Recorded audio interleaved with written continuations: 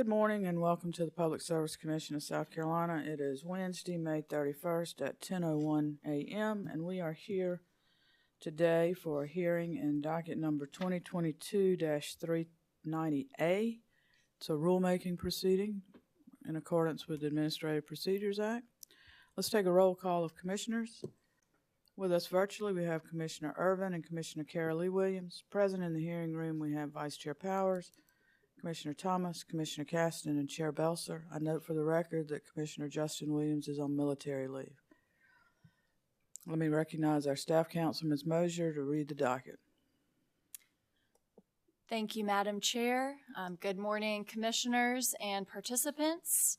We are here today for the proceeding in docket number 2022-390-A regarding Chapter 103, Article 5 of the South Carolina Code of State Regulations related to sewerage utilities.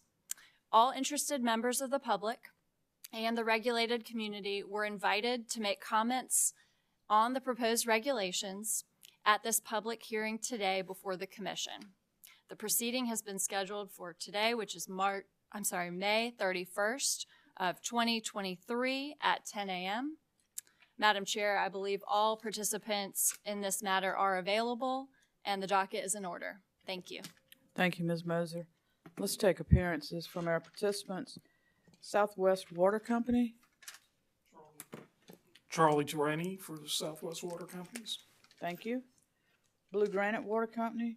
Morning, Madam Chair. Lyle Trawick on behalf of Blue Granite. South Carolina Department of Consumer Affairs. South Carolina Office of Regulatory Staff. Thank you, Madam Chair. Ben Mustian on behalf of ORS. And have I missed anyone? Either virtually or here. Okay, thank you. We'll recognize Ms. Boyd to get us started and tell us about the matters before us today. Yes, ma'am, Madam Chair. Before I present the slide deck for this morning, I'd like to ask if you would consider including certain jurisdictional documents in the record. Yes, ma'am. Okay. So I'll begin, Madam Chair, and Ms. Adams is present and is going to assist in distributing those copies. We'll begin with the notice of drafting, which was filed with the South Carolina Legislative Council on December 8th, and the documents that she's distributing to you include an official stamp date of December 8th, 2022. Ms. Adams is also distributing the proposed regulation, which was filed with the Legislative Council. I need to pick up another sack.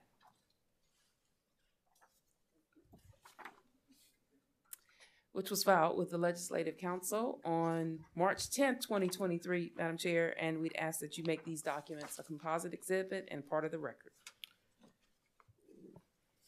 Any objection from the participants? The notice of drafting with the stamped page indicating that it was filed with the Legislative Council, and the proposed regulation also with a stamped page indicating that it was filed with Legislative Council will be composite exhibit number 1, marked for identification and accepted into the evidence of this proceeding. Thank you, Madam Chair. We'll move next to some events that occurred after the filings. Those filings took place, and they include verifications of the proposed regulation. Ms. Adams is distributing verifications, 2 sets. One, which is basically a clean copy. It doesn't contain any underlined or stricken language, and the other one does contain underlined and stricken language. And we'd ask that you make those part of the record also.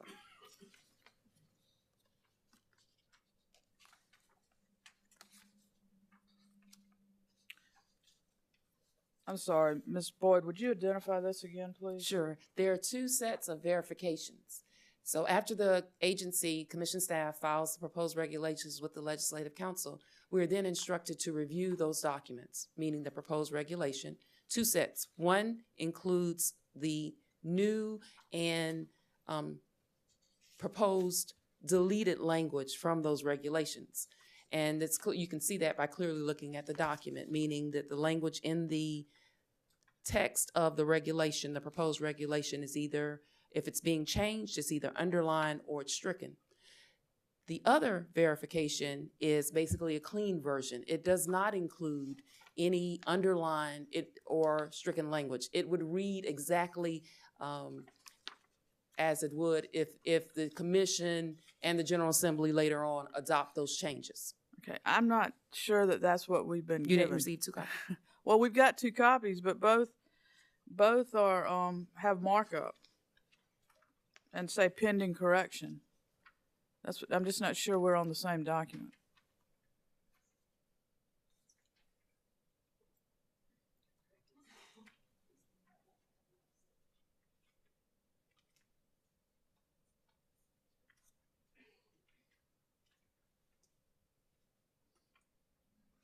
We're gonna make this official, Madam Chair. I'm going to hand the version that I actually signed, it's a complete version, to you for you to consider.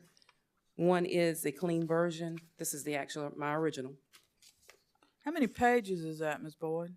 It doesn't matter, Madam Chair. I have. No, because I've been given 2 documents that are 3 pages each. Right. So here's what happens. We have to review the entire proposed regulation. The South Carolina Legislative Council only wants the copies of the pages where there are changes. So that's why you're not going to see, you'll see what I filed. However, to make the record complete, because I need to move forward, this is a copy of the document. I'm going to ask Ms. Adams to hand this to you. This is what we actually reviewed. It's my original copy, and you'll see that one has underlined and stricken language and the other does not.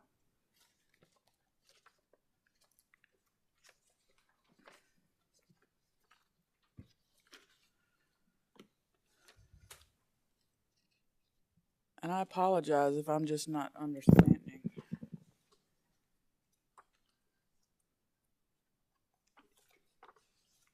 Well, this is 14 pages on one and Ms. Adams. 16 on another, and we've been given 2 Ms. Adams, documents give with me, 3 give me pages. those documents back. I'll make it more clear. If you're telling me that the 3 pages of each document is what we need, I will accept that, but it just didn't go with the description. What am I missing?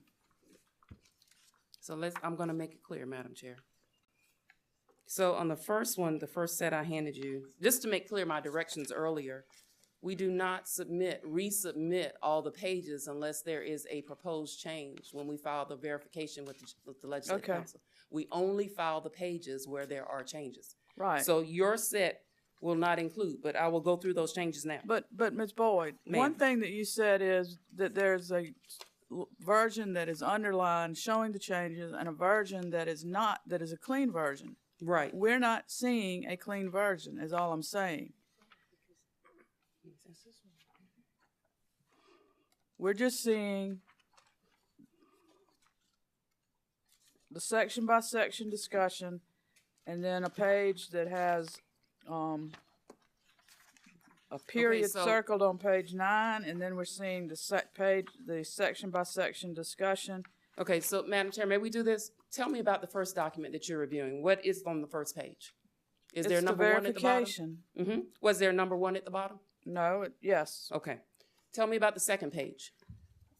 It's a verification at the top and a number 1 in the center of the bottom. The first one had the 1 toward the left margin. No, I need to be on the same document.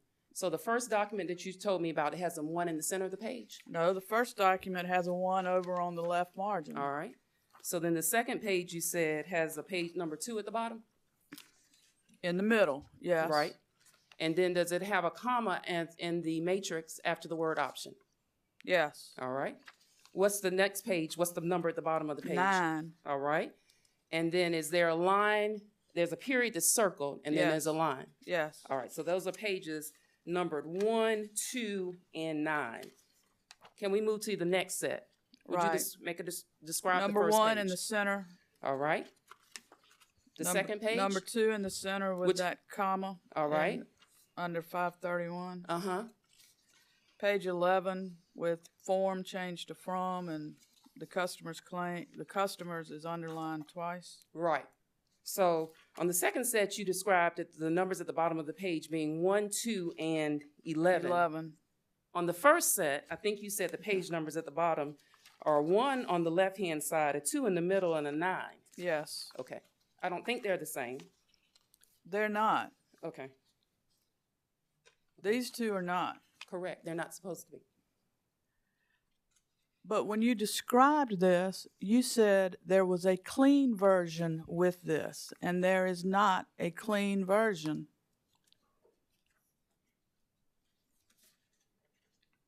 If this is what you intend to go in, I will accept it. I just want to make sure we're on the same page. Meanwhile, the participants are having a good time with my lostness. So, Madam Chair, let's do this. Let's go to page 9 that you just described, and I'll have Ms. Purvis display this. So this is one of the verifications on page 9. Ms. Purvis, will you display what I have on the camera? I do hear you, Madam Chair, but I'm trying to explain to you why it's clean. Okay? So if you look at this version, 103-531.4, I need to make this a little bit bigger, please, Ms. Purvis. We can see that. All right. So the change that we need, this is considered the clean version. And if I switch the other one out, you'll see why. There is an extra period there.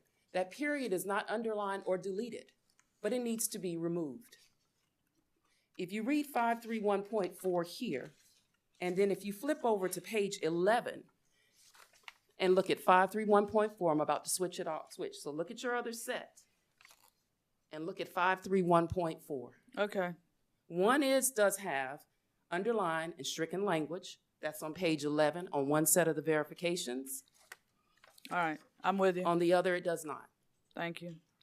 So you want this, a composite exhibit marked for I would identification as hearing respectfully, exhibit yes, ma'am. 2 and received into the record. Is there any objection Please. from the participants? Have I confused everybody appropriately? Thank you. This will be accepted as hearing exhibit number 2.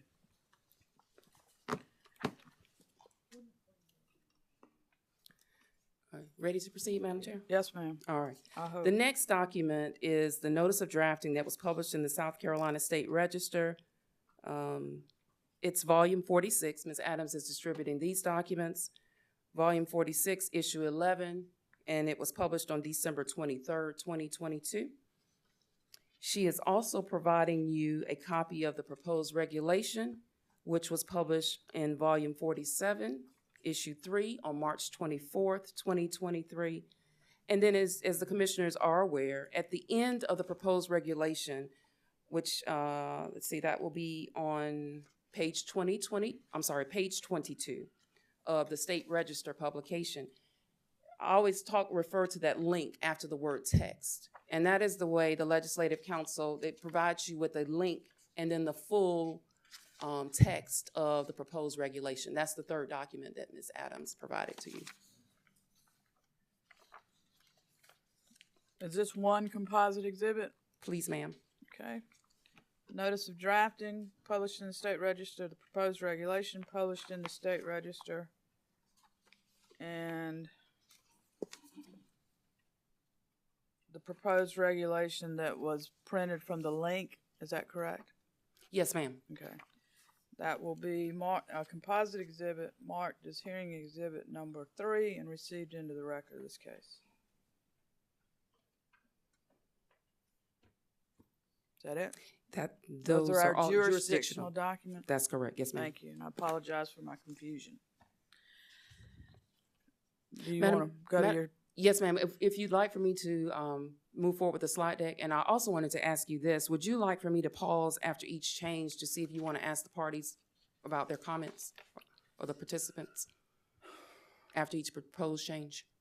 I think we can do that. I think we can do that here with this. If that suits the participants, it's just a logical progression through the regulation, I think. All right. Ms. Purvis, I'm ready for the slide deck, please.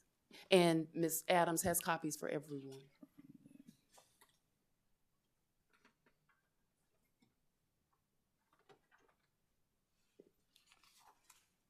Okay.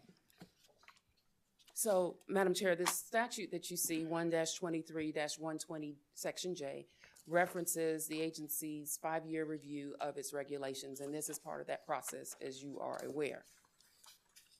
Next, you'll see information that I just basically stated for you regarding the publication of the notice of drafting and the proposed regulation in the state register. The next slide, slide 3, you will find, or slide 4 rather, excuse me, you will find proposed regulation changes with the regulation number and the subject matter of the regulation. All right, so the first regulation, Madam Chair, deals with adding definitions for local office or business office and for mail, and you'll see language that's been struck. No, it hadn't. I'm in the wrong section. You will see a reference to 103-512.4. The commission is still considering staff's proposed changes to 103-823. 103-823 includes requirements for filing applications. And should that regulation be amended, we just wanted it to be properly reflected in our sewer regulations. 103-512.4 actually currently contains requirements for the substance of rate applications, sewer rate applications. So the effect of that would be that if the contents of rate applications in the 800 practice and procedures regs is adopted, this would just strike it from the 500 to conform. Yes, ma'am. Okay. That's correct. Do we want to go forward with that? Yes, ma'am. You want Okay. to ask the participants for comments? Does anyone have comments on that suggestion? Mr. Objection Trawick? from Blue Granite. Objection? No objection. Oh, okay. Sorry. Mr. No. Torini? No, thank you. Mr. Mustian? No concern. Commissioners? Okay, thank you. Okay, thank you, Madam Chair. We're going to move to the next slide, which is 103-510. And the title of that regulation is Location of Records and Reports. And Right. basically, the Change link. it. Yes, ma'am. Change your slide. Oh, I didn't, thank you very much.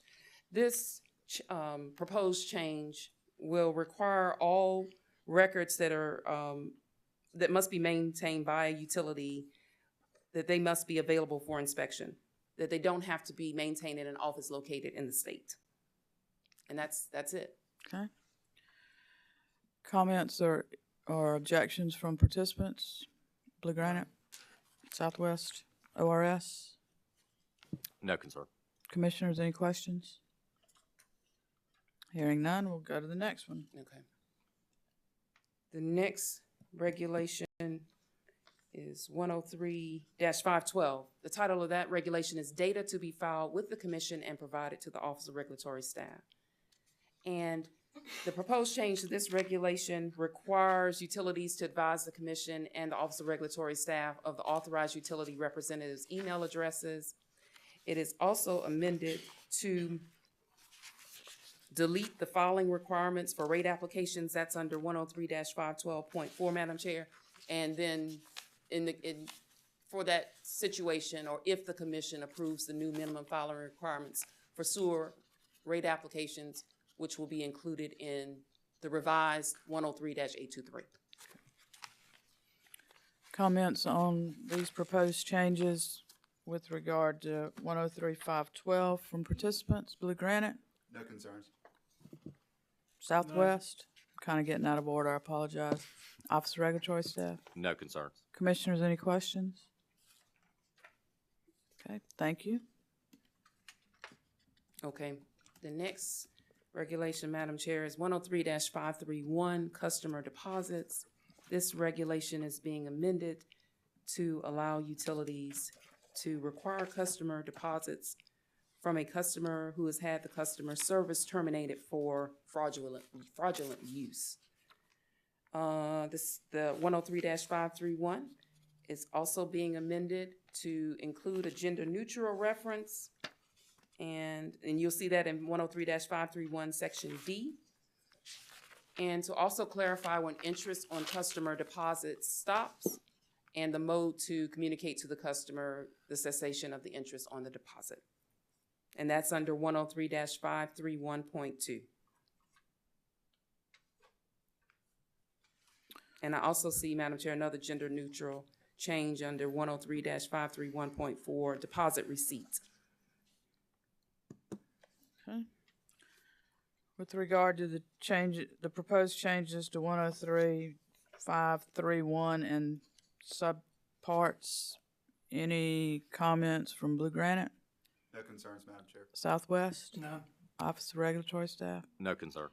Commissioners, any questions? Okay, hearing none, go ahead, Ms. Boyd. Okay. 103-532, the title of that regulation is customer billing. The first change requires a utility to provide a customer with a receipt if the customer asks for a receipt, once the customer, for payment of services. And then 103-532, there's a new section, little g, and it states that the customer bill must contain the telephone number and email addresses of the Office of Regulatory Staff. And you will notice this language on the next slide is familiar. Provided this language in a couple of other public hearing regulation hearings. And it's just, there's the email address that OR has provided us in another docket, and the toll-free telephone number and the local telephone number, and just some, a recommendation from staff. That's it. Okay.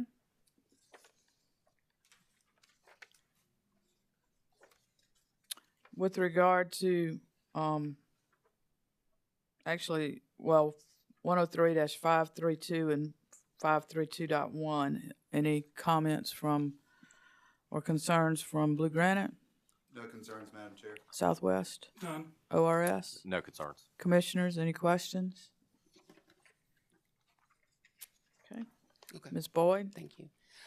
103-533, regulation adjustment of bills. And What about oh, did I skip one? 103, 532.2? Well, there's a, Permissive language. is ma'am. that new or not? Give me a second, Madam Chair.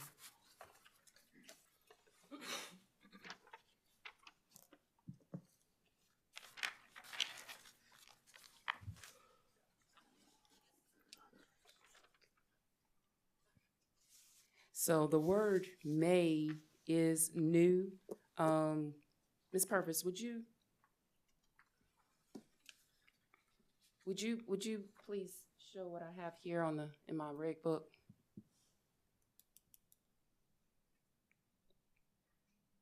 So, Madam Chair, that sentence currently reads under 103-532.2. It just reads now a maximum of 1.5%, and then numerical version is in parentheses, be added. Okay. And you see where it's missing the word may. So the word may would be new. And when I said 532, I can go back to that slide. Yeah, at the end of the slide, on slide 9, it does say to include gender neutral references and to add permissive language. Okay. With regard to this, it's really a grammatical correction to 532.2. Any concerns from Blue Granite, None. Southwest, None. ORS? No. Commissioners? Okay, thank you, Okay, Ms. Boyd. all right, then, regulation 103-533, adjustment of bills.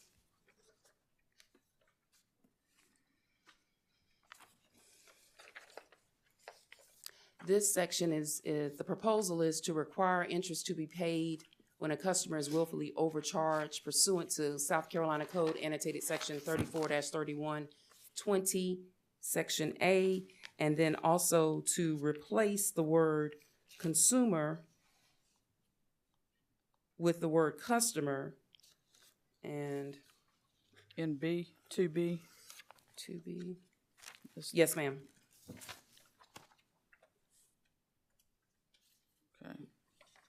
And those are all the changes.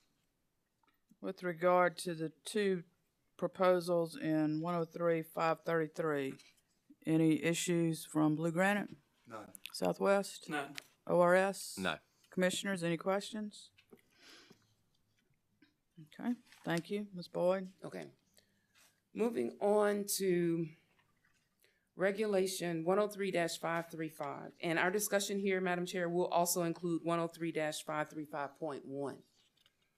Okay, and 103-535.1 is a subsection of 103-535.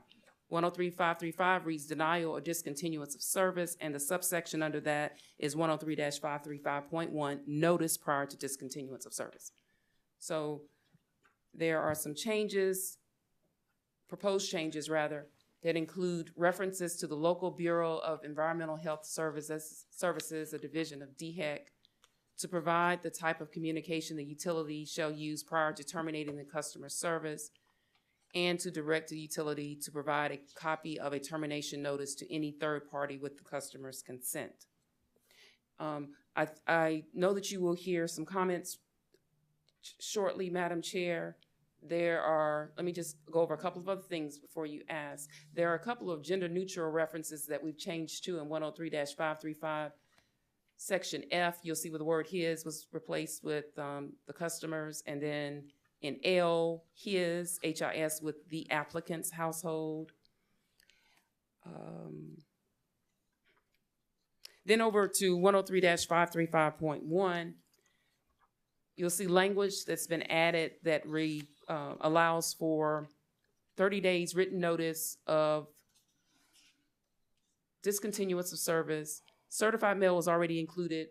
The language verified email receipt or hand delivered by staff process server is added. I've already mentioned the local Bureau of Health Services. You will also see references as it relates to physical disconnection of sewer services. The language will, if those physical disconnection of sewer services will cause an immediate environmental impact as provided by the South Carolina Pollution Control Act or the Federal Clean Water Act, that is new proposed language. And then under section B, sections B and C are new. They would require additional notice beyond the initial 30-day written notice to the customer, and then that second set of notice, which occurs between 10 and 30 days of discontinuance occurring. And then finally, in section C, the sewer utility shall provide a copy of the termination notice to any third party that the customer has identified that the customer wants to receive notification of discontinuance of service.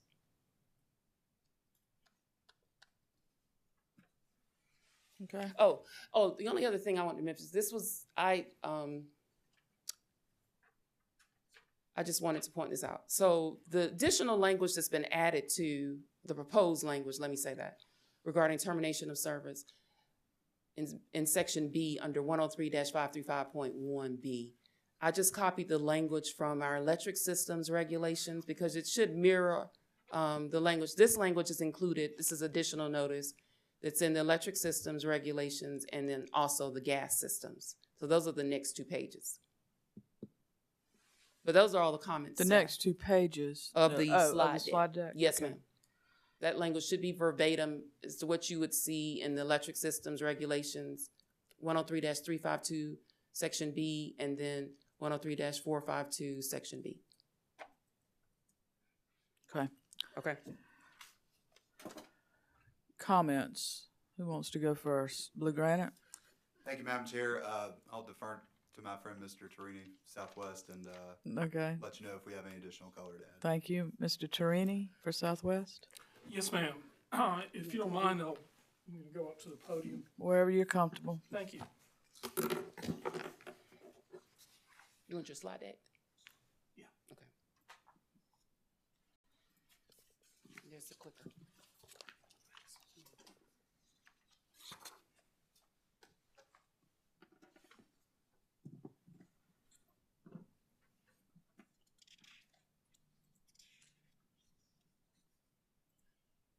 Are y'all able? Ms. Purvis will show. Okay. I see me, but okay. First of all, I'd like to thank the commission and thank staff for the hard work they've put into this proposed regulation, and there is much to like about it. We have the Southwest companies, though, do have a couple of concerns that we'd like to bring to your attention. And they generally have to do with, first, the notice issues in this regulation that we think require some clarification. And secondly, with the procedure that is being outlined in this reg. Regarding the notice, we have a particular concern in 103.535.1a, and that involves the language verified email receipt. We welcome the the addition of email to this. We suggest that the commission should clarify what a verified email receipt means. If a verified email, we would suggest that the best thing to do would be an affidavit from the business or from the utility saying that they've delivered the notice by email and have that as a verified business record from the utility. If an email receipt means something else, like those receipts that you're sometimes asked to provide, you get an email, you get to read it, and then sometimes the sender will say, will you send me a receipt? Will you confirm that you've received this email?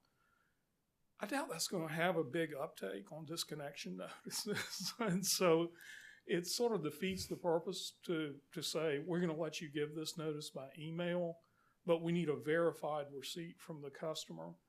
At a minimum, we'd like to know what that verified email receipt is. If it's the instance I just mentioned, or if it's something else. We would suggest it would be better for the company to verify that it provided email.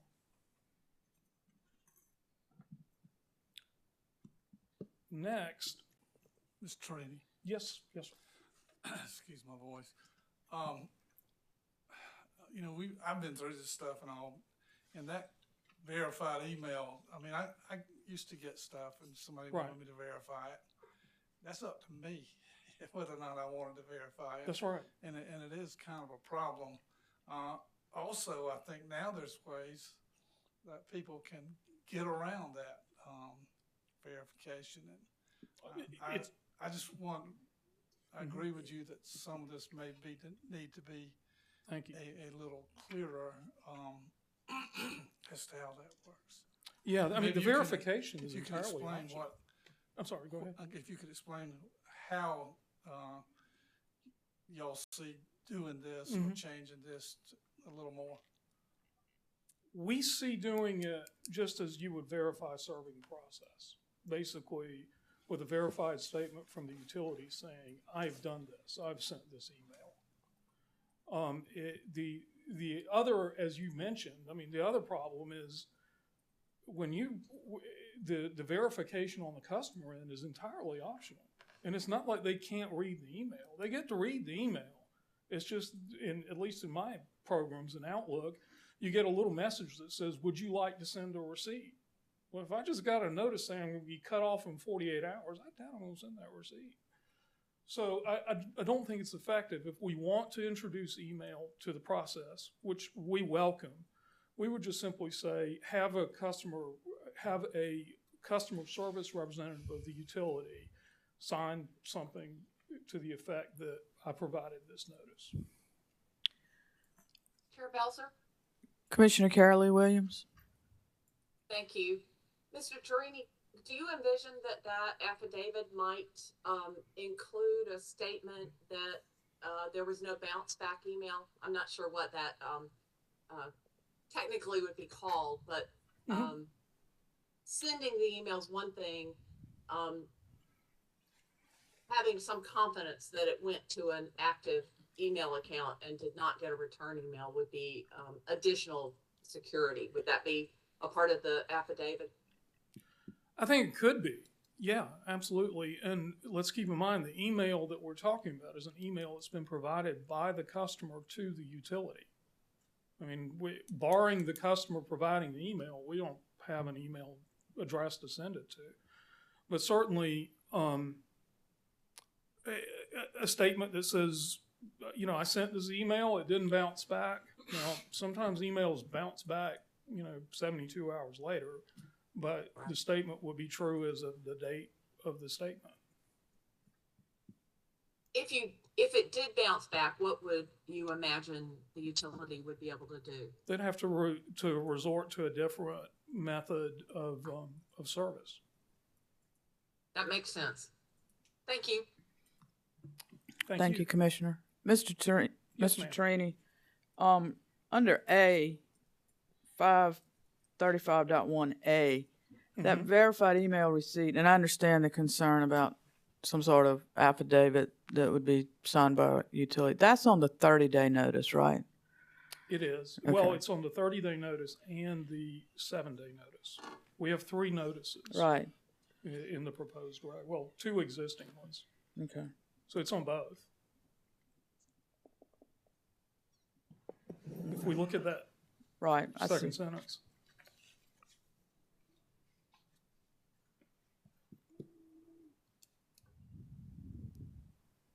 Okay. Thank you. That was all I need. Commissioner Caston? All this kind of runs together to me. We were talking about email notification, and then I know there's other things, I think calls and Yes. 30-day notice. And if I'm getting ahead of you, stop me and I'll wait for you to go through all that.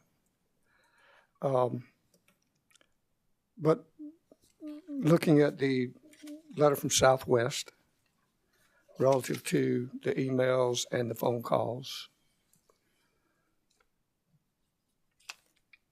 what constitutes reasonable efforts by telephone and what verified email receipt. And then looking at the notice, I guess, proposed additions ORS has on additional notice or whatever. I'm just trying to get my head around all of it. I think I have it, but I don't know. Email notice, you're just saying, hey, if we can prove that we sent an email to a verified address, is that good enough? Right. That's what we suggest. Telephone. I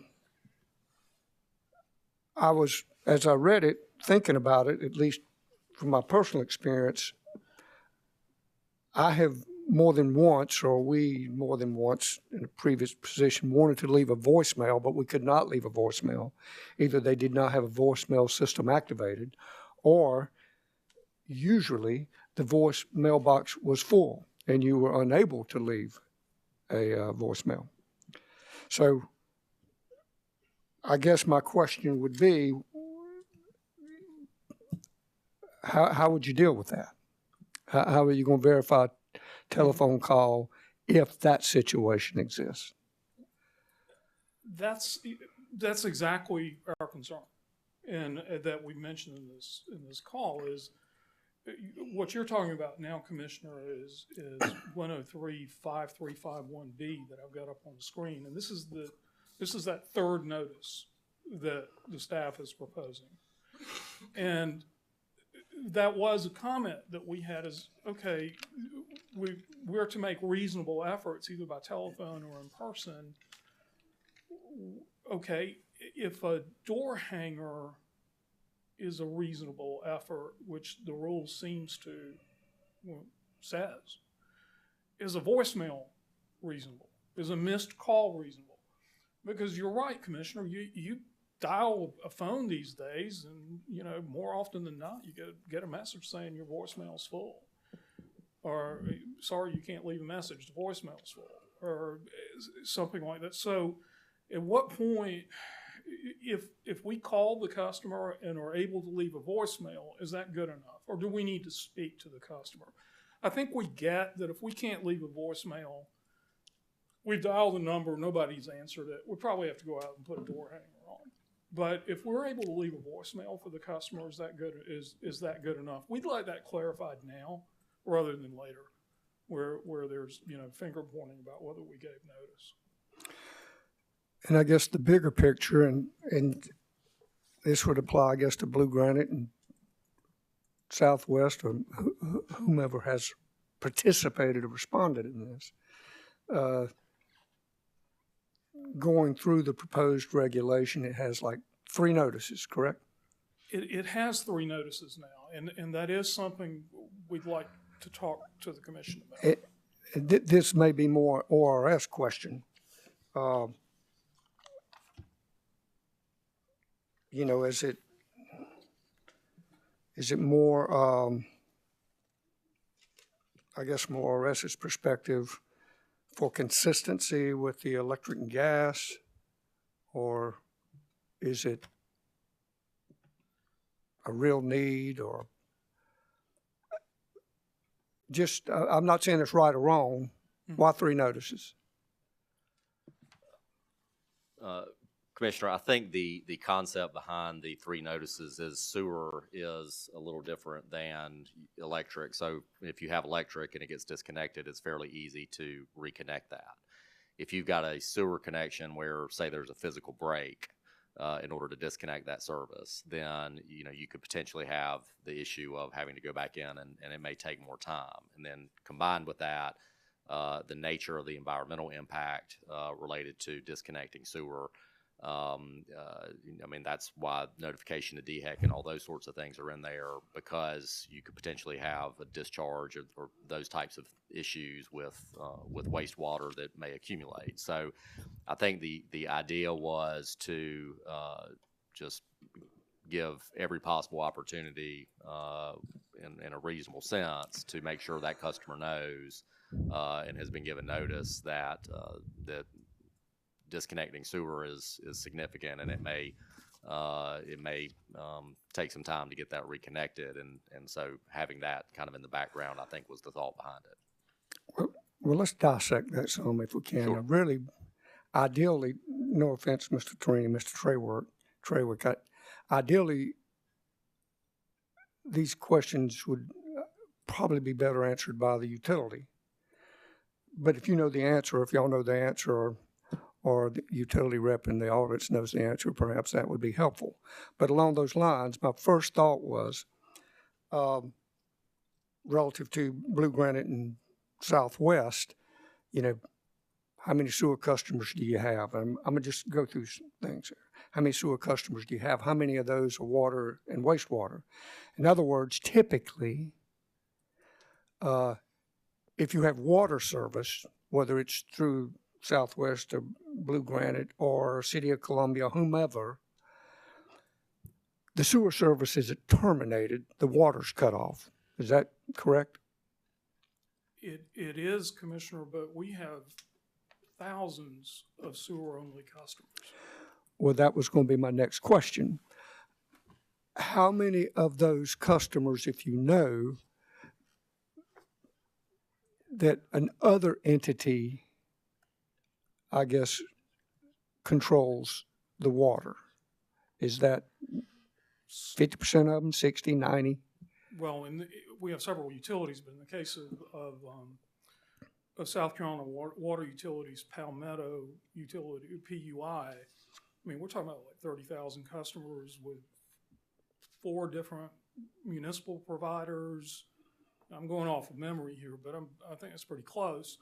And a bunch of people with wells, with their own wells. I mean, so we've got no ability, and it's something we've been looking at as the commission asked us to in the last case, but we just really have no ability to coordinate, even collect data, let alone coordinate it for termination. We can't call up the town of Blythewood and say, cut off so-and-so's water. Well, I don't know what you can or can't do. Well, Let me back up. Admit we can't. No, but is there anything that prevents Blue Granite or Southwest or anyone from negotiating with the municipalities or whomever that controls the water to do either the billing, sewer collection, or at least that particular service? Commissioner, we have explored just communicating to get volumetric data. And that has proven unfeasible to date. I can't, I can't say it's impossible, but I just can't imagine that we would be able to coordinate with a governmental entity to have them cut water service off for non-payment of a private utility. If I were an attorney advising the governmental entity, I would tell them absolutely not. I mean, it's a lawsuit begging to happen. They're basically, you're putting a municipality in the position of acting as a debt collector for a private company, and they can't do that. Okay. So the distinction would be between an investor-owned utility and, say, another municipal system, a municipal sewer system does it all the time. Well, for their own customers. I mean, I'm Well- unaware of any instance in which a municipal utility is terminating service for non-payment of another governmental utility's bills. There may be out there, but I've never heard of it. Well, we won't go down that rabbit hole any further. Okay. But how many, if you know, on an annual basis? Because to me, where the environmental concern would be, I would think, is when there is a physical disconnection. In other words, you don't have a valve you can go shut off like a water line. Yes, sir. If you're going to terminate service, you have to block the line. Correct? Commissioner, on behalf of Blue Granite, we don't disconnect, we just put a plug in the sewer pipe. You do not. Identify. Commissioner Casson, with me, I've got Zach Payne on behalf of Blue Granite Water. Thank you. Thank you. Thank you. So my understanding is for sewer customers that there may be like a plug that you could put down in the pipe, but unless we have some kind of elder valve or something like that, but there's plenty that we don't really have a means to close off the sewer pipe. And so a disconnect it's disconnected, but it's still physically connected. What I'm trying to get a good feel for, because I understand exactly what you're saying. I mean, this is not a novel thing in the industry. No, but the environmental impact, is it not that even if the utility uses an elder valve or a plug or even a physical disconnect, is not part of the environmental impact that some of these customers will go and just unplug the line and let it just dump on the ground? Is that not correct? It can be, and we don't have any problem with notifying the health department. We use, I just verified with Ms. Hudson, we use plugs and we use elder valves. The other environmental impact is they just keep using the sewer, and sooner or later And it it backs up. But, I mean, that's true of any utility, municipal or otherwise. What I'm trying to determine is, again, this is not a unique situation to investor-owned utilities. Right. What I'm trying to determine is, on an annual basis, say for Blue Granite, Southwest, how many physical disconnections do you average per year? I'd have to look it up. I don't have it on hand, unfortunately. Approximately 2, 20? Fortunately, most of my time we had with COVID going on, and like I say, we kind of had a moratorium on them. I would really have to kind of look it up to see. Our process has not been, in the time that I've been with the company at least, it's not been kind of the typical process overall. And I would have to look up to get some sense of numbers to provide. And overall, I think right now with even our customer counts with current customer makeup, I think we might have 6,000 sewer customers.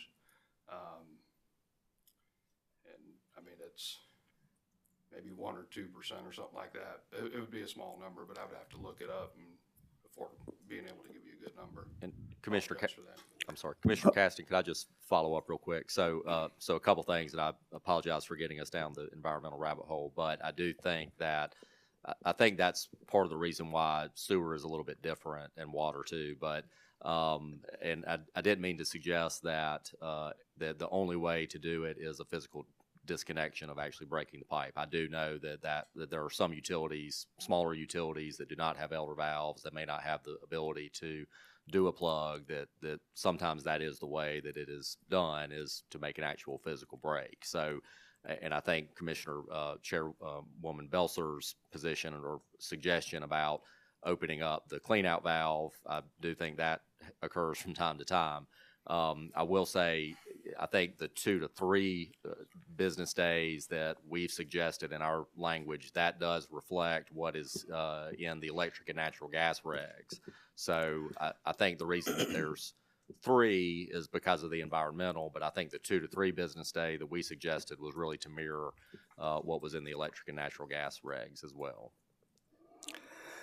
Okay, and again, you didn't go down a rabbit hole, because I think that's important, because, just kind of looking back over at least my history, I can't count on, if I can count on one hand and probably have fingers left over of the sewer utilities I know that did a disconnection service.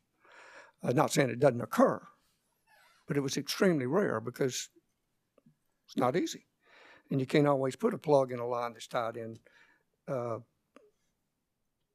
than a manhole unless you make a physical break. But that said, going through, and here's what I want to make sure I understand, going through the determination, the utility is required by this regulation, and typically I assume you bill on about a 30-day usage. Is that correct?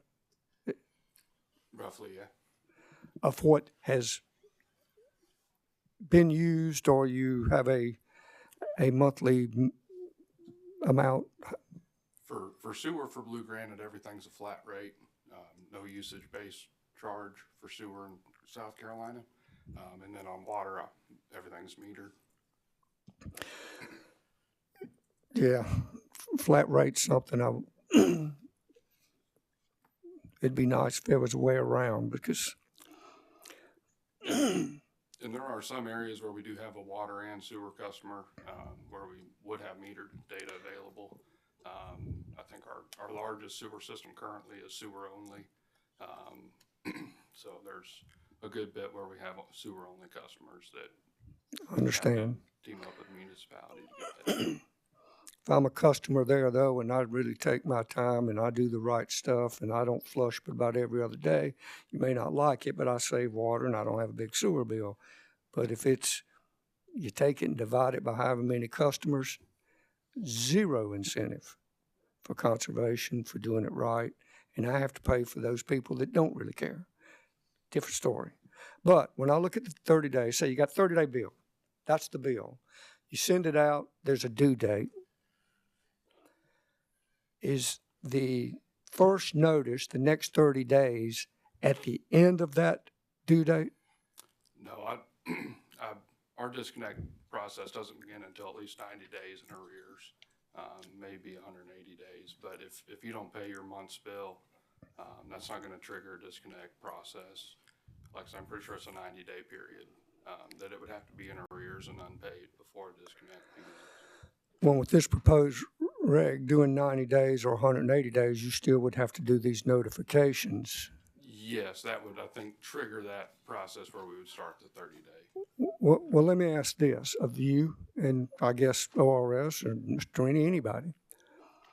When it's all said and done, who pays for those customers that went 90 days, 180 days, and still didn't pay? Utility does, and to the extent it's cost of service rate making, so all the costs go into the pool from which, when a rate case is filed, the rates are set to recover all the costs. So if somebody's not paying their bill, in theory, it falls to the other customers, the cost to serve. If somebody, so uncollected revenue from non-pay goes into, I guess, uncollected at the end of the year, which about what is your uncollected revenue annually? I don't have a good percentage off the top of my head, but it's, I would imagine it's under 5%. I haven't looked at it specifically, but it's not a substantial number, I guess. It's not. Well, I'm asking all these questions for this reason. Everyone seems to be fine with the extra notice or the extra time going out and hanging a door hanger and doing all these things. Everyone seems fine with that. And look, I'm all for giving folks notice, and I think that's appropriate. But what does concern me is I know who pays for this stuff ultimately. And there's zero incentive for folks to do this well. And I believe, and this is just my opinion, and maybe your experience tells you differently, the longer these bills build up, the less likely they are to be paid. Is that a true statement or false statement? That is exactly the point we made in our comments, and we would suggest that the extra notice is not useful, Commissioner, and we would agree with you on that. The longer we don't terminate 30, 60 days, we start the disconnection process. So we then if you look at your process here, I've got a diagram of it, if I can find it. So you've got the first notice, which is 30 days out, and then we're required to give a second notice, and it has to be in a window. It has to be within that 30-day window, but 10 days after the first notice has been given, but no more than 30 days after the second notice has been given. And Commissioner, I'm a lawyer with 30 years experience, and Ms. Hudson had to hold my hand while I was reading this reg, because it's not clear. I mean, it's a convoluted process at best, but okay, we figured it out. First, second notice.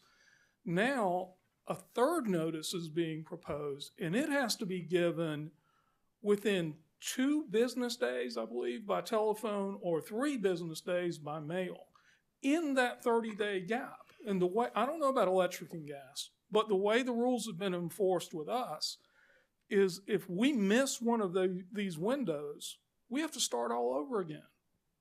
So if that third notice doesn't get delivered, one of our biggest concerns is not that we have to give the third notice within 2 days of cutting them off, but that we have to go back to the beginning of the process and start from day one and start another 30-day period. And as you said, these people aren't paying, and they're just getting deeper and deeper in the hole, and other customers are going to pay for it. So what we would suggest is, if you think a 30-day notice is necessary, let us give it within 7 calendar days. And make sure in your reg that failure, and I think you've contemplated this, because you talk about improvident circumstances such as weather or whatever might prevent you from giving this notice, but make sure that if for some reason we give it on the 8th day, that we're not made to ratchet back and start the whole process again. We'd rather not give a third notice. We think, there's expense involved. People have, they've had 2 notices. They've been told, 20 days before disconnect that this could happen. But if we've got to give us the flexibility to give it in 7 days, and let us, and make sure in your reg that it can't be interpreted to make us start all over again if for some reason we're not able to give it in 7 days and we'll give it in 8 or 9 or 10. The point is to let them know their sewage is going to be cut off, not to give them an extra 30 days of free service. So what I'm hearing is if this is the way it's going to go, you'd prefer it to be clarified, but you'd prefer it not to go this way with the additional 30 days. Correct? Right. If we got to do it, just let us do it. And I guess, Mr. Mustian, as I kind of go through these particular phases, if I'm looking at it right, I guess theoretically counting what's been billed and then the 30 days starts, it could be up to 92 to 93 days, Right. correct? Is that right? Yes. And what is an average sewer bill? Ours is $50, $60. Go with his number. Okay. So I don't know that I understand the 90 days. I mean, are you including the billing period in that 90 days? Well, if I read it correctly, you know, after the first notice of 30 days, the second notice, 10, no less than 10, no more than 30. Right. So the way I understand it is, and I certainly stand to be corrected, but so putting aside the billing period. So once that notice goes out that they're going to be disconnected, that has to be 30 days. So that's the initial 30 days. Mr. Mustian, can you pull that I'm microphone a sorry. little bit closer? Sure. if possible? So January 1, they issue the first 30-day notice. And then let's say you got 30-day months, so I don't mess that up. But so say February 1, you issue or January 31, you issue the second notice. And that says within 10 or 30 days. So they could either disconnect 40 days after the first notice, so whatever that would be, February 9th, or they could go up to February 29th if it's a leap year. So, I mean, in my reading of it, it's a total of 60 days. And the 3 days is built into that 60 days the way I read it. So 2 business days prior to termination of service. So basically you kind of take your date of service and then you back it up. So you've got to give the 30 days notice. You've got to give a second one that's we're going to disconnect within 10 to 30 days. So that would give you a total of 60 days. Your third notice would be that either 2 or 3 business days prior to the termination. So in my reading of it, it's you can disconnect within 60 days. You're correct. If you add the billing period into it and it's a 30-day billing period, then I get 90 at that point. Right. But You are correct. And I guess what I was getting to is the first 30 days is simply the billing period, and it's not a late notice. I guess what I was thinking, I was doing the math, and it still applies, is that you can have up to 92 to 93 days of unpaid bill. well, I think it would be 90 days because the way I read the 2 to 3 business day notice, the third notice would be part of that 90 days. It wouldn't be an extension. It's prior to the termination, but I think that's quibbling at that point, so I wouldn't. Well, I'll quit asking questions. I guess if nothing else, Calendar math is difficult for me. So. I guess if nothing else, it just seems like there needs to be a little clarification one way or the other on this. Yeah, again, I mean, I think this is, the suggestion was really to mirror what's in the electric and natural gas regs. I think that language is pulled straight out of 452 and 352 related to natural gas and electric. Okay, and I'll finish with that. I guess, you know, just a concern I have, understanding the need, and I think it's good in the regulations to need to notify folks, hey, I've had mine cut off. I forgot to pay it. It was my fault. But, you know, how long is long suffering good? And I think that's, I guess, what we're debating and discussing now. But the thing that I guess does concern me, regardless of what the outcome is that ultimately the paying customer is the one that always ends up paying this, not the one who chooses not to pay. Is that a true statement or a fair statement? That's regulatory accounting.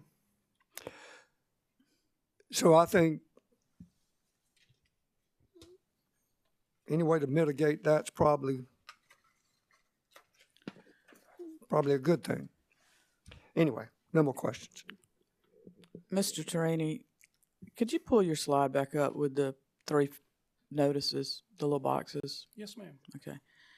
And let's just be clear here. This regulation this is what takes place once the utilities made the decision. You've tried to collect an arrearage, you're not getting anywhere. This is what takes place once those other methods have failed, so to speak. All right, the first notice is 30 days, and that's currently in the regulation. Is that Yes, ma'am. correct? And then the second notice says that between 10 and 30 days after the second notice, Right. we're going to disconnect. And it could be on the 11th day, it could be on the 30th day. That's a pretty wide window, isn't it? It is, and we're not taking issue with that. Okay. So that's 40 to 60 days. Right. But to and the disconnect. third notice is contained within that second notice window. It's just saying, all right, within 2 to 3 days, Yeah. we're coming out to disconnect. Is that correct? That's right. We really mean it now. Yeah. We threatened you. You're right. We really mean it. We're coming.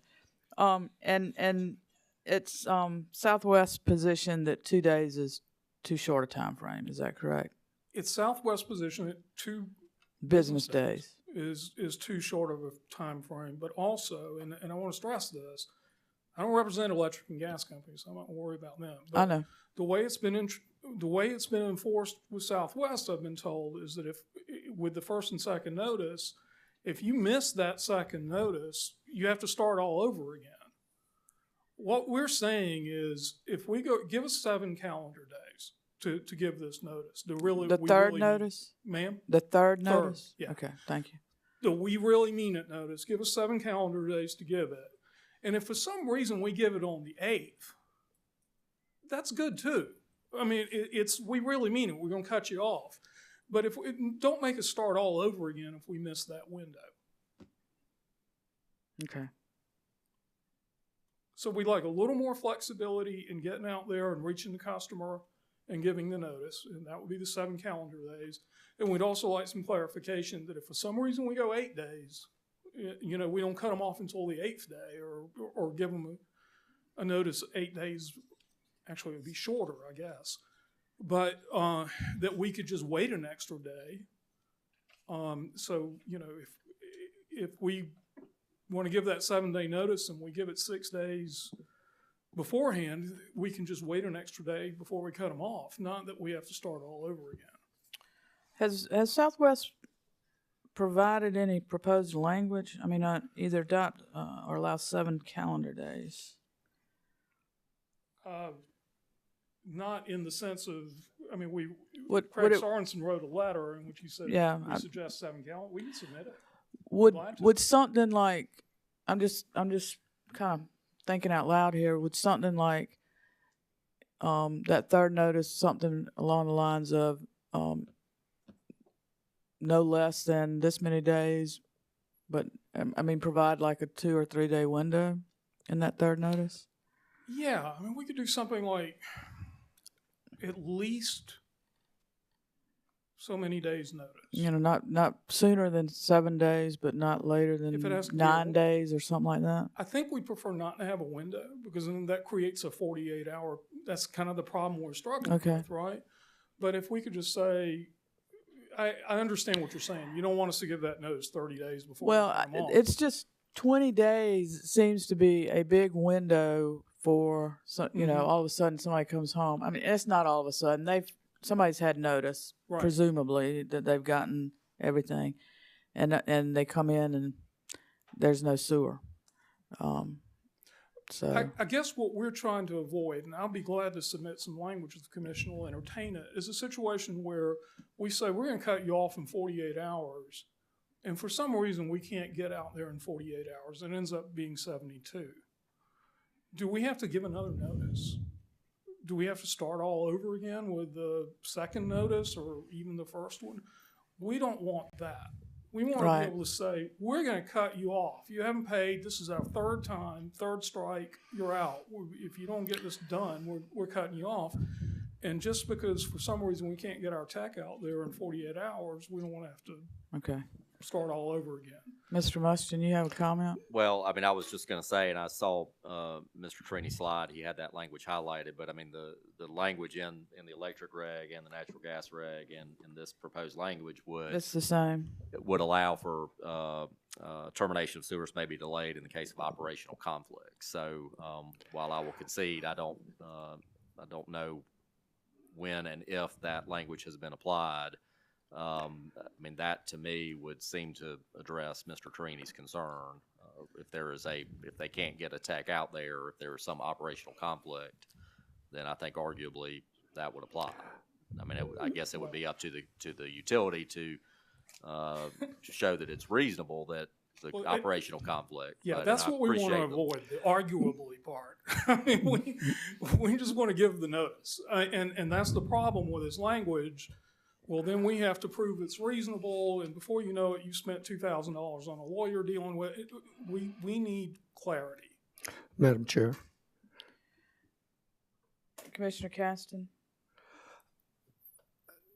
Thinking about that in the conversation, with you, Mr. Mustin, relative to your interpretation, understanding how that was. I know, at least from my personal experience previously, we'd generate a cutoff list after a certain period of time, whatever that time's going to be. If it's going to be the 30 days and then 10 days after that, there was a cutoff list generated.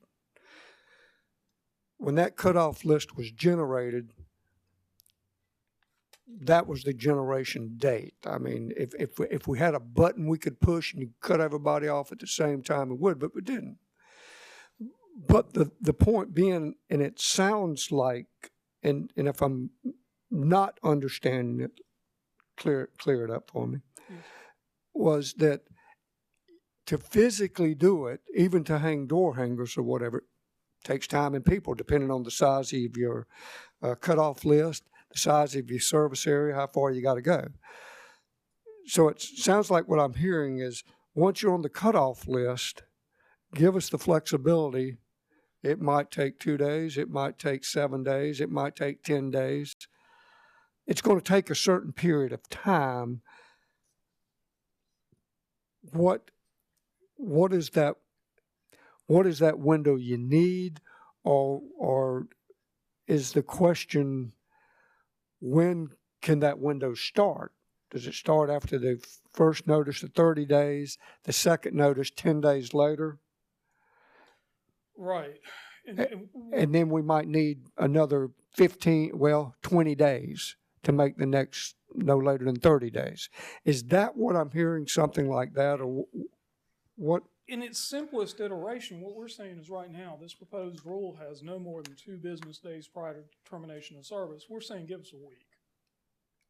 I mean, if we just want to make it simple, we're saying give us a week, 7 calendar days. And if for some reason we don't get around to terminating your service in 7 calendar days, just let us give that notice again, that notice, the third notice. But don't make us start the whole first and second notice process all over again. Well, let me ask you this. If it was clarified where the whole process wouldn't start all over again, what if there was just 7 days is a long time to notice a customer, to give the customer the notice that this is going to happen. If the third notice repeats, if you miss the 2 days, you have to give the 2-day notice again. Well, Commissioner, if I'm about to get my sewer cut off, I'd rather know it a week beforehand than 2 days beforehand. At least it gives me time to go scrounge up some money and get on a payment plan. They've had 30 days. I know. I know. I'm just saying, in many ways, this is more generous to the customer. Okay. I mean, 7 days, it gives them time to figure something out. 48 hours ain't a lot of time. I had a couple other questions. Yes, ma'am. With regard to the language. If the commission adopts subsection B, okay? Mm-hmm. In A, on the 1, 2, 3, 4, 5, 6, about the 7th line down, where it talks about the customer advising that in not less than 10 days, no more than 30 days, the service may be disconnected at any time without further notice. Wouldn't that phrase, without further notice, need to be removed if B is you're right. adopted? Yes, ma'am, I think you're right. We agree. Okay. And then in B, and I don't want to talk about the number of days there, but just there's some, I think there was I think staff was trying to remove gender and make things more just generic, like the customer. So like on the third line, to notify him or her that his or her service, wouldn't it be better to just say notify the customer that customer service is subject to termination? Just No point that out. objection. I'm sorry. No objection Okay. from us. It's fine. And then the next sentence beginning alternatively, there it says, shall notify the customer by mail that he or she, I think that's just another clarification.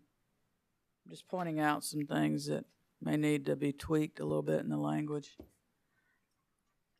Depending on there. Okay, Commissioner Caston, did you have something else?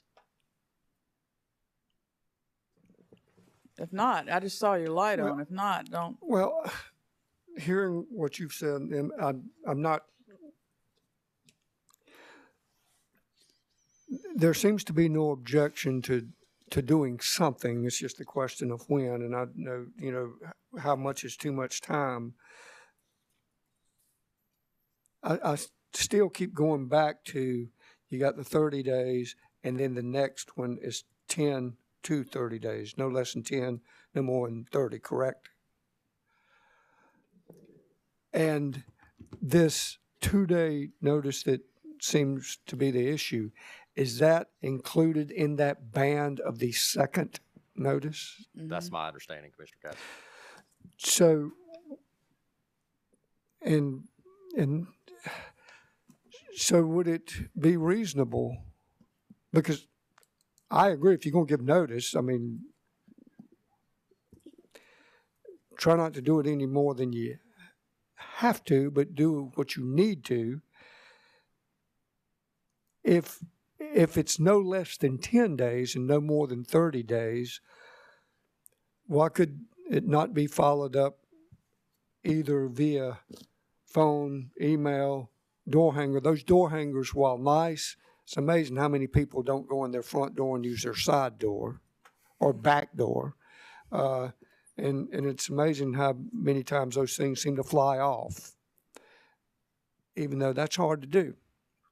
And it takes time to get them there. So would it be practical if that follow-up notice, which seems to me to be a third notice, be from after day 10 up to day 30? Is that something that makes sense, I guess, Mr. Muschamp, to ORS, or is that I know we say it's 2 notices, but that seems like 3 notices to me.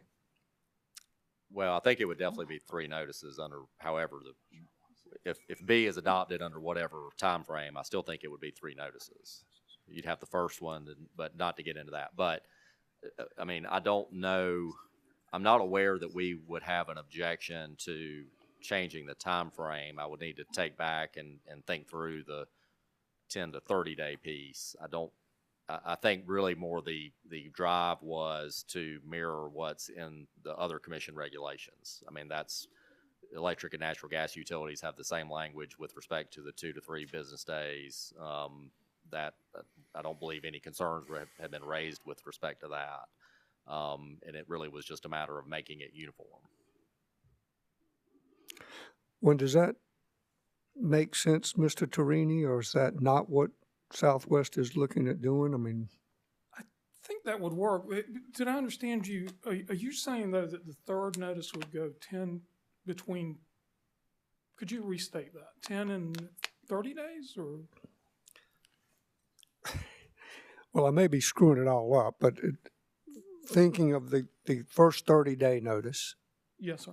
And then the second notice is no less than 10 days, no more than 30 days. Correct.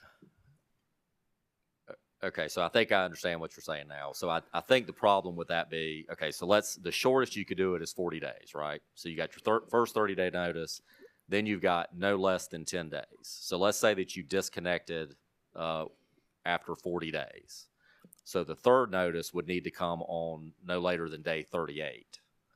So if you say the notice would come between 10 and 30, then you're adding on additional time then. So I don't think that would necessarily work the way I understand what you're saying. Because your proposal, the notice would come between day 40 and 60, but the company could terminate on day 40. They would just have to give the 2-day notice, if that's the time, on day 38. Does that make sense? Yes. And I guess that's where I was struggling too. If ultimately we're going to have a third notice, which has to be a third notice, then it would seem like it should be 30 days, then up to no less than 10 days. And then for a third notice, no less than up to 10 days or whatever. Yeah. Because, I mean, I understand the confusion of their confusion because, good Lord, I'm confused. But I think the important thing, at least for just me personally, is to give folks adequate notice, right or wrong. They need adequate notice. You know, bad things happen to good people. But kicking the can down the road, I still sense or believe that, you know, if that time can be maybe more defined and more compressed, it's in the best interest of all customers relative to having to pay maybe more than they need to pay. But does that make sense if it's something? I think I understand what you're saying, which is basically a 10-day notice, a third notice, which is we're going to disconnect within 10 days if you don't pay. I think that's what if I understood you correctly. Just, you know, trying to kind of understand some. So you got 10 days to get yourself in order. The only other point, I have 2 points. I know I've belabored this with y'all. One is I think terminating sewer service may be different than terminating electric service. I think it's a more labor-intensive process. Gas may be a little different, I'm not sure. But the other point is, you know, we look at termination as an evil, and it's a necessary evil, though. I work with an on-bill financing program for electric cooperatives, and the pitch we have made to our lenders is our default rate is less than 1%. Lowe's doesn't have a default rate that's less than 1%. We have a default rate that is far less than 1%. And the reason why is we have a right to terminate. If they don't repay that loan on their bill, it's considered part of the electric bill. And people will pay the bill under threat of termination. And we can make arrangements, we'll make payment plans, whatever, but it enforces, termination is really the only way you can enforce fiscal discipline on some customers. And it works. So that's my final pitch. I don't mean to make it sound like it's all mom and apple pie to cut off somebody's utility service. It's certainly a serious matter. But at a certain point, if you don't have that, you're right, Commissioner. People just won't pay. Any other commissioners other than me and Commissioner Caston? Commissioner Thomas? Thank you. I guess the only comment or thought that I have is that it does seem to me that what we're talking about here is different from the electric or gas, and I'm not sure that the reason just to have the language consistent is that important. I think it's more important to deal with what's going on in the sewer business as opposed to just trying to have those regulations consistent with the electric and gas. That's my only thought. Thank you, Commissioner. Commissioner Carol Lee Williams? Thank you. And thank you, Commissioner Thomas, because that was something I was going to say and ask for ORS or any of the sewer utilities to comment on that. It strikes me that 3 notices is a lot, and there may be a reason that that is necessary in all utilities. It may be a reason it's necessary with sewer utilities, but I'd like to hear a little bit more discussion on that point. I mean, I guess to the extent that's directed at ORS, I think I would just kind of reiterate what I said. I think that you know, the electric and natural gas regulations, when you look at those, it's really just a 2-notice process. It's the 10-day notice and then the 2 to 3 business day language that we're talking about here. So I think you know, the recommendation was really for uniformity. Certainly understand Commissioner Thomas's and respect his position. You know, I think the 30-day notice, the original 30-day notice, I think that kind of gets into more of the environmental component as to why that first notice is given the potential impact. So, you know, I think it's electric and natural gas utilities. I don't believe have concerns with that process, at least not that I'm aware of. I think it was to ensure that the customers are given as many opportunities as possible, and in consistency with the other utilities. Beyond that, I don't know that that I've got anything further to add. Commissioner, if the commission's concerned with the 3 notices, and as I've said, we shared that concern, maybe the solution is to change the second notice and make that a more approximate notice, so that you've got your initial 30-day notice, and instead of having that big 20-day windows, just say and then you've got to give a second notice, and that's going to be we really mean it notice, and make that one within 10 days or 7 days. Madam Chair. I've got some more questions. Is there any follow-up on that idea from anybody else, from Blue Granite, from ORS?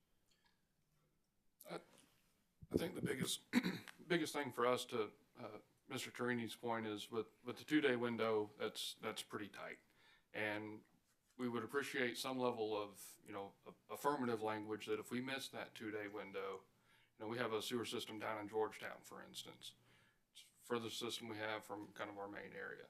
If we can't get somebody down there in 2 days, we want some language around the fact that we don't have to start, where would we have to start over in terms of not having to go back to the beginning of the process.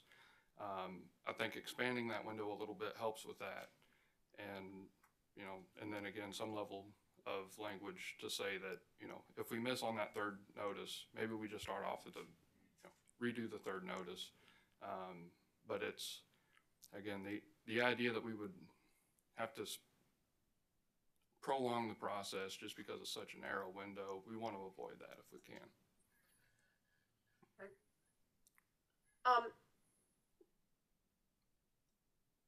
I guess I want to ask a question. These are minimum standards in a way.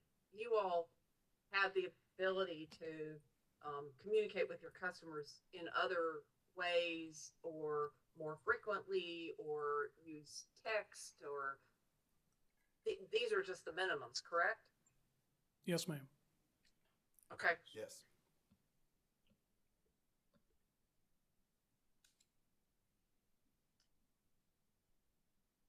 And then finally, this might be a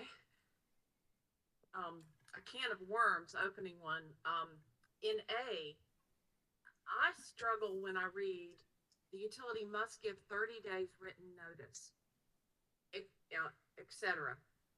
30 days to me means 30 days.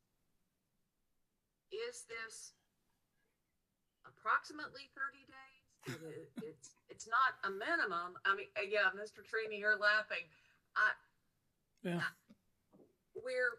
it seems real specific, but I wonder how y'all have interpreted it, and whether we need better language such as approximately, if that's an appropriate legal standard. My understanding is we've interpreted it very literally. It has to be 30 days because the second notice almost forces that. And that's our concern with having to start all over again if we, and I think it's been enforced literally. So it's a 30-day notice. But as Mr. Mushroom points out, then you give the second notice, it could be 40. It's a confusing regulation. Well, I guess I wondered from a practical standpoint whether you needed some flexibility there, like, 28 to 32 days, just to throw something out there, but that you must give within a notice that is within 28 to 32 days in advance of the disconnection. It seems to me that the purpose of your rule should be to give people notice that their service is subject to being disconnected, not to set a calendar date for the disconnection. So if you're past due, and usually that means that you haven't paid your bill, you're 30 to 60 days outstanding with us, and you haven't reached out for a payment plan, which we offer, of course. It's to say, okay, you're past due, we've told you you're past due, and now we're going to have to disconnect you within, no sooner than 30 days if you don't pay. You got a month. And then we've got the second notice that's given after the 30 days that kind of says, well, we told you we were going to disconnect you, and now we really mean it, and that's going to be we're going to cut you off in not less than 10, but not more than 30. I'm not sure that not more than 30 makes any sense at that point. But then we have a third notice that says now we really mean it, and we're going to cut you off in 48 hours, unless we don't give you that notice in 48 hours, in which case, well, we don't know. So, I mean, yes, Commissioner, I agree. I think it's an unwieldy process. We have tried not to be too intrusive on the regs, but yeah, maybe the suggestion that Commissioner Caston had earlier, which is to take that second notice and turn that second notice into the last notice, the real last notice, and say, we're going to cut you off in 7 calendar days if you don't pay. Meaning B. No, meaning forget B, take A. Okay. And you got your 30 days. At the end of 30 days, say, okay, we told you. Now you got a week. If you don't pay us in a week, all bets are off. So the rest of A, but with different Yes, ma'am. With just a 7-10 day second notice that says it's over if you don't get your bill settled. Thank you. I have no further questions. I appreciate the education. Thank you. We've been going a little over an hour and a half. Let's take a 10-minute break, and hopefully we'll be finished with this one, but I can't guarantee that, Mr. Trini. So Okay, thank you. you're still up Yes, when ma'am. we come back. 10 minutes. We'll return at 11:45, please.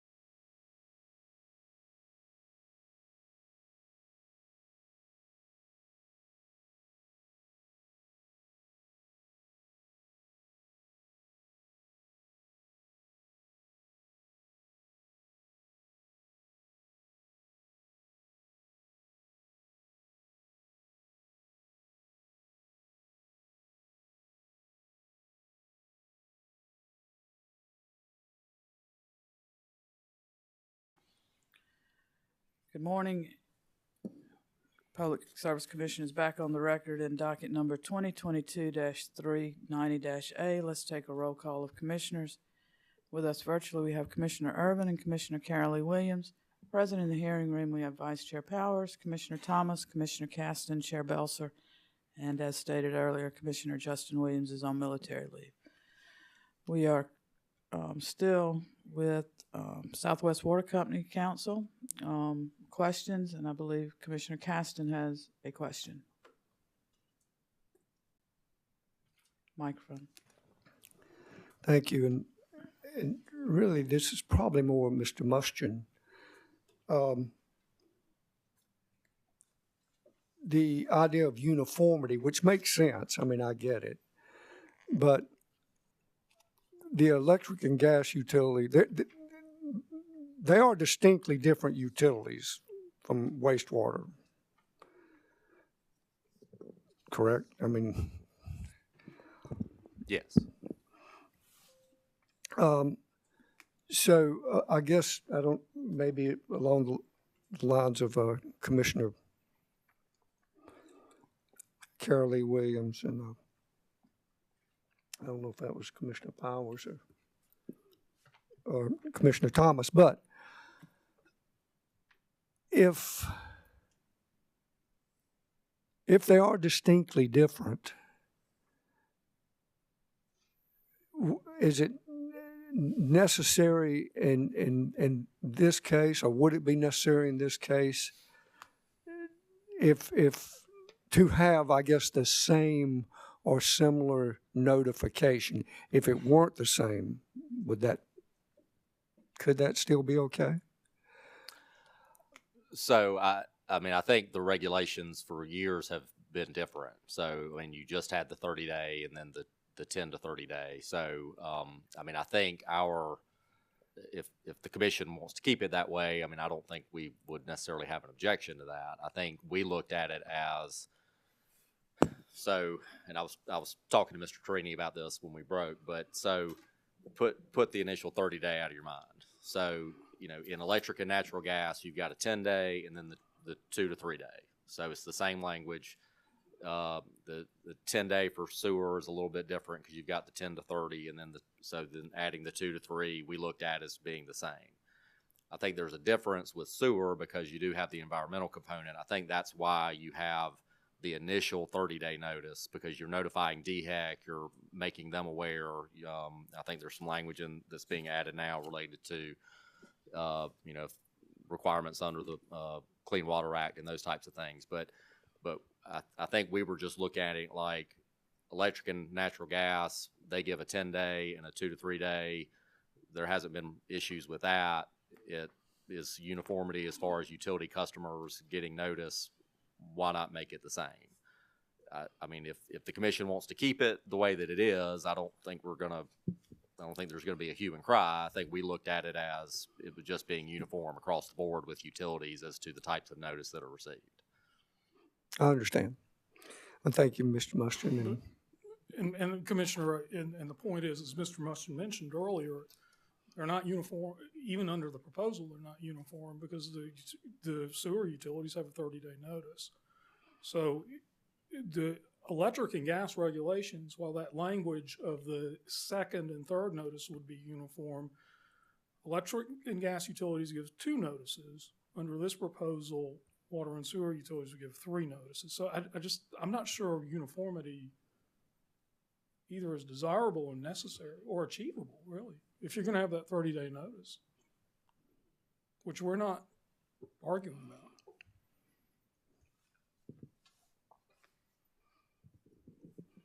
Madam Chair? Okay, I'm through, Madam Chair. It seems like we still got a little bit of digging and plowing to do, I guess, to get to some better resolution, but thank you. Commissioner Irvin, you're recognized. Thank you, ma'am. Mr. Mustian, I have a couple of questions for you. Does ORS still have their water bill of rights as a part of your public policy statement? as part of our public policy statement, I'm not certain I am aware of that. I mean, I know there is a water bill of rights that I think, and forgive me if I'm wrong, it's been a while since I've looked at that. I think that's part of the customer bill of rights, that I can't remember if we send that out or if the utilities are required to send that out. But I don't know that it's part of our policy statement. I understand. Well, in any event, it's still on your website. Is that true? I believe that's correct, yes. It's still available to residential water customers in South Carolina. Is that correct? Yes, sir. I believe that's correct. One of the things that interested me is that it contains some provisions that protect customers. For example, it says you're required to make a cash deposit, but it goes on to provide that you can also make other arrangements. You can provide an alternate payee. You can provide a letter of credit to avoid disconnection, and so forth, so on and so forth. Do you think that sewer customers are entitled to those same rights? You think they should be entitled to those same rights? I mean, I And think. I'll tell you why I'm asking. I'll tell you Sure. why I'm asking the question. There's a provision in the Water Bill of Rights where somebody has a medical statement from their treating physician that where someone has a medical condition that might prevent them from even checking a mailbox. For example, let's say they've got a round-the-clock nurse that may or may not be checking the box. If they provide the utility with that statement, they get additional consideration. I'm just wondering, has any thought been given to extending that Bill of Rights to sewer residential customers? So, Commissioner Irvin, I haven't looked at it in a while. My recollection is that, at least with respect to electric, there was a legislative bill that was passed several years ago that provided for that. I don't know that there is a similar law in water and wastewater. I certainly don't think that we would oppose that, or I think certainly there could be benefits to that. I'm just not. I think the Water Bill of Rights and the Wastewater Bill of Rights are derivative of the Commission's regulations, and I'm not aware of anything in the Commission's regulations with respect to water and sewer that address that point. But certainly, I don't think we would oppose that. Right. I don't want to have unintended consequences is what I'm thinking. And in fact, there may be a sewer bill of rights already in place. And Commissioner Irvin, on our website, we do have a wastewater bill of rights as well. So very good. Very good. Has anybody looked at that wastewater bill of rights to determine whether the changes that are being discussed in this regulation are run contrary to what's already a part of the wastewater bill of rights? Has anybody done a comparative study to look at that? There may have been, not that I am aware of. However, certainly if the Commission were to modify its regulations, we would make modifications to the Bill of Rights accordingly. Right. The other concern I have is, if you have a non-resident customer, let's say that someone from Memphis, Tennessee owns a condo on Isle of Palms, and they don't get their mail forwarded.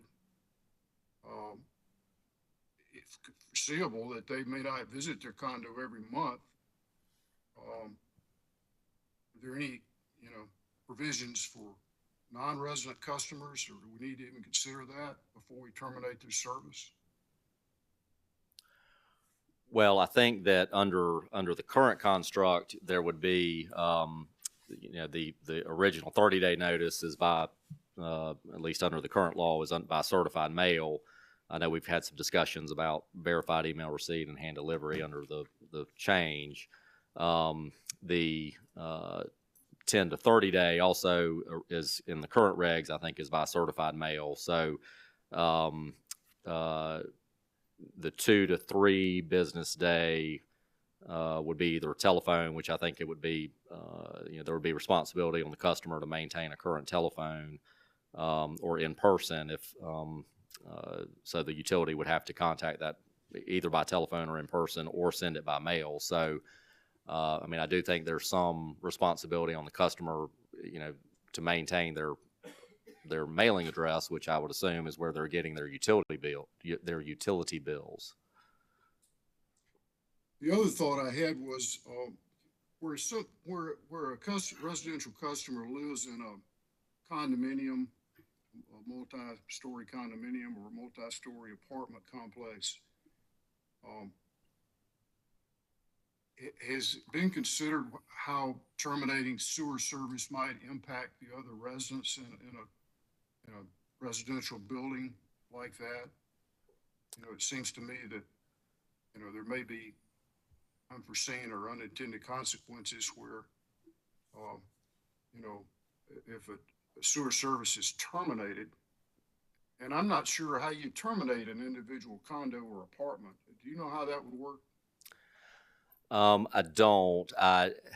So in my experience, in those types of situations, I believe there typically is a master meter, and the bill is paid by the apartment owner or the HOA in that circumstance. I know there have been occasions where an HOA or the apartment owner has failed to pay the bill, and that has led to concerns about terminating all of the customers in the building. The occurrence that I'm thinking of was ultimately resolved, but I think, and again, I think that goes to why DHEC is notified as to these issues, to make sure that things are being handled as well as they can, and that in those types of situations that you don't have customers who are not directly responsible for paying the bill having their sewer disconnected. But I can't think of an occasion, I'm sure there are instances, I can't think of an occasion where there is individual condo service. Maybe Blue Granite or Southwest can expand on that. I'm just not aware of that ever being an issue. Mr. Trini, have you encountered that in your practice? No, Commissioner. If you're talking about an apartment disconnection, I can't imagine DHEC would allow it. I have represented companies that serve apartments, and that's never been contemplated. Well, the other thought I had was, a lot of folks in rural areas will rent apartments or homes for a flat rate, and the landlord says, "Well, I will pay all the utilities. Mm-hmm. You pay your flat rent, and I'll be responsible for utilities." Is there any kind of problem that's arisen under that scenario where the landlord misses a payment and before you know it, the tenant's terminated? Have you considered that kind of scenario? I'm going.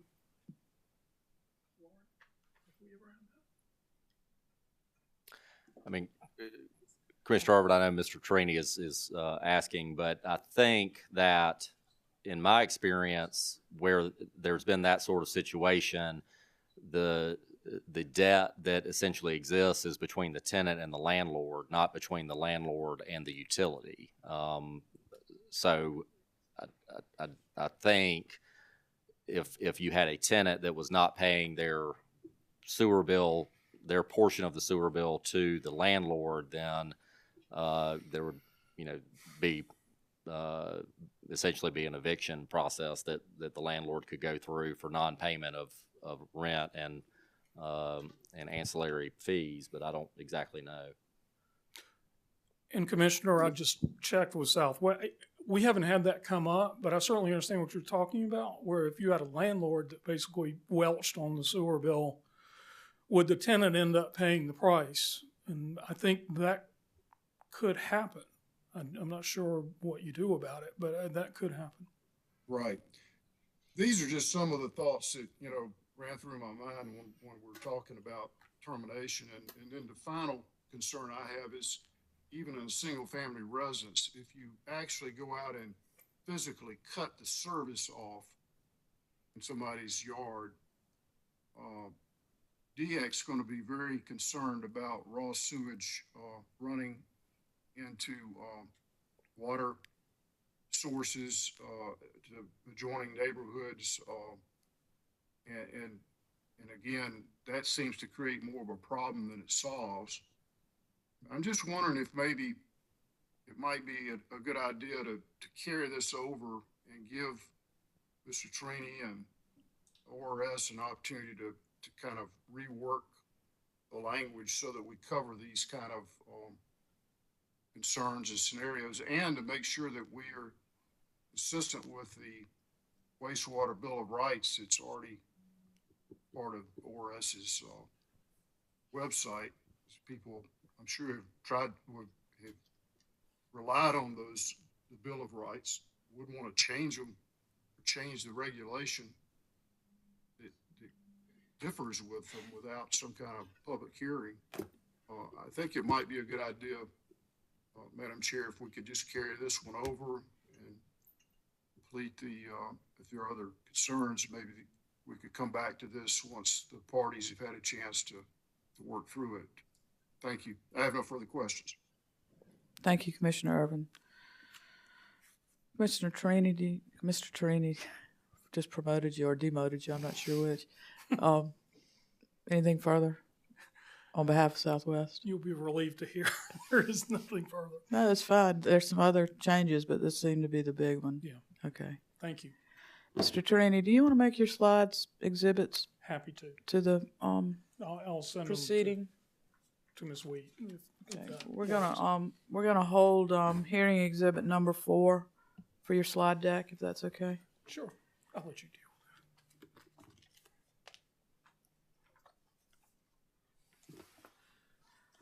Mr. Trawick, you said if you had something you might want to add to Mr. Turini's. I hesitate, Madam Chair, but I do just want to reiterate, we certainly respect the customers here and want to be fair to them.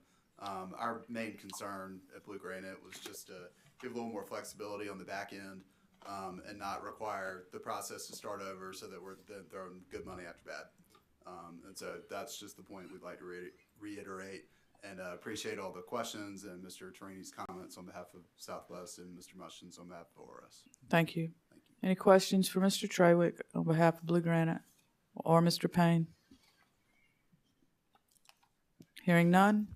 Mr. Muschin, you've been under the gun, but do you have anything else on any of these regulations that you'd like to just make? Madam Chair, we're not through with the slide deck. I'm sorry. Good. Ms. Then I get a reprieve. There you go. Thank you, Ms. Boyd. Okay. Keep me straight here. Okay. So, Ms. Purvis, would you display the slide deck? Thank you so much. So, moving on to Regulation 103-538. The title of this regulation is Customer Complaints. And the sole proposed change here, Madam Chair, is in Section B, and that is to delete the words "and oral." So we'll just read when the ORS has notified the utility that a complaint, instead of an oral complaint, has been received. With regard to this suggested change in Regulation 103-538, any comments from Blue Granite? No concerns. Southwest? None. ORS? None. Commissioners? Okay. Hearing none. Ms. Boyd? Madam Chair, the next slide is currently reads 103-552, minimum pipe size, and the proposed change will change the title of this regulation to read acceptable standards, and it also broadens, in my opinion, the scope of the regulation. It requires each utility to use the guidelines of the South Carolina Department of Health and Environmental Control as minimum standards of good engineering practices. The previous regulation has specific measurements or guidelines, I should say, for mains. Mains shall be at least 8 inches inside diameter, and the service pipes at least 4 inches inside diameter. The proposed change will just ensure that whatever the current guidelines are will be followed by sewer utilities. Thank you. Blue Granite, any comments? Objection. Mr. Torini, any comments? None, ma'am. ORS? None. Commissioners, questions? Chair Belser? Commissioner Carolee Williams? Thank you. Ms. Boyd, you probably already checked this, but when I saw the name, Department of Health and Environmental Control, I recall that the legislature may have just, done some reorganizing of the roles. Maybe I could be wrong. It might not have made it through this session, but I just want to flag that wherever we reference DHEC, that we're referencing the right agency, and you probably already thought through that, and it's still these roles still fall under their title. Yes, ma'am. I'm probably behind in that. I think I was familiar with perhaps some legislation passing one of the either the House or the Senate. I'm behind on that as if it's, I'm not sure that it's become effective, that it's passed both houses. So I would have to check on that. That Right. legislation that you're referencing. Right. I think let's just double check. It may be that it's only passed one house, so it may be something we have to think about in the future. Yes, ma'am. Well, you passed. Thank you. Commissioners, anything else on this regulation? Before I get to Mr. Mustian, Blue Granite, any comments? No, we just Have I already done that? We just appreciate the staff's thorough treatment of all these issues and the commission's time. Don't pack up yet, Mr. Torini. Mr. Torini, any comments? No, ma'am. Thank you for. Mr. Mustian? No further comment. I have a question. We noticed a change in the regulation 103502, which was definitions, and y'all can call me out of order for this if it's not appropriate. In looking at the various regulations, I realized that in gas there's a definition of municipality that is listed. There's no comparable definition in the sewer. Ms. Boyd, would you pass out that? She's going to give you a copy of that regulation, and for purposes of the sewer reg, I'm just wondering if if it's permissible to add something from the hearing, if we could consider adding a definition of municipality to the sewer regulations. This kind of comes into play with, South Carolina Code Annotated 5, I think it's 30, exempts municipalities from regulation of the Public Service Commission. I think that's why it came up with regard to gas years ago, that it was put in there. And of course, gas, water, and sewerage utilities are all regulated under Chapter 5 of Title 58. This is a bit expansive, but it is the current regulation in the gas regs. And if you don't feel like commenting on it today, which I know this is throwing something at you, you might want to, I would ask that maybe you file comments in the comment period afterwards. Mr. Torini, you got a question? I do. Do municipalities, are they in the sewer? It's more of a definition for municipality, I think, that the commission could rely upon when called upon to to interpret 58-5-30. I see. That's the whole that's my line of thinking, and I think that's where it came up with regard to the gas regs years ago. I see. 58-5-30 states, except as provided in Article 23, Chapter 9 of Title 58, and of course Chapter 9 is telecommunications, nothing contained in Articles 1, 3, and 5 of this chapter shall give the Commission or the regulatory staff power to regulate or interfere with public utilities owned or operated by or on behalf of any municipality or regional transportation authority as defined in Chapter 25 of this title or their agencies. And it's just from the standpoint that having the definition in the regulation may allow the commission to define municipality as used in that code section. Madam Chair, Mr. Trawick. one unique thing, perhaps more so in this setting, would also be special purpose districts, which are also beyond the purview, and I didn't hear that mentioned in the statute, and I'm wondering how we could possibly clarify that. Well, I know that special purpose districts are usually their enabling legislation exempts them from PSC regulation. Sure. And I think that that's also the case with towns and cities, and even counties. But this just provides that the term municipality includes these entities. Thank you, Madam Chair. Madam Chair, I don't know that we would have a problem with it. We'll just ponder it. The definition of municipality would include a county under this? It does under the gas regs, yes. Okay. It's a bit expansive. Yeah. It's just for, like I said, clarification. Yes, ma'am. And if anybody objects, that's fine too. So I would just ask that you consider. Sure. And if there's an objection to raising it at the hearing, please note that as well. Certainly nothing. None. Commissioners, any questions? Did we hand out that to the commissioners? Or did we put it on the screen or something? Sorry.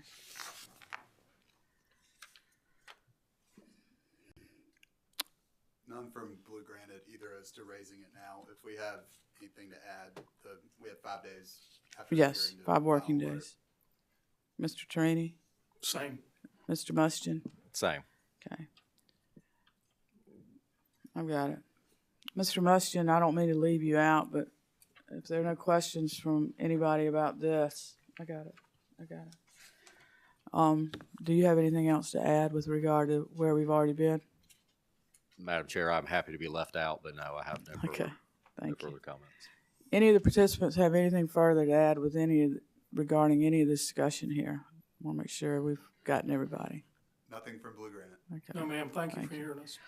We will leave the record open for 5 working days following today. If anybody needs any additional time, I think we can allow it to stay open for like 20 days, I believe is what the statute allows. But if you need additional time, please just let us know within that 5 days so that we can address it.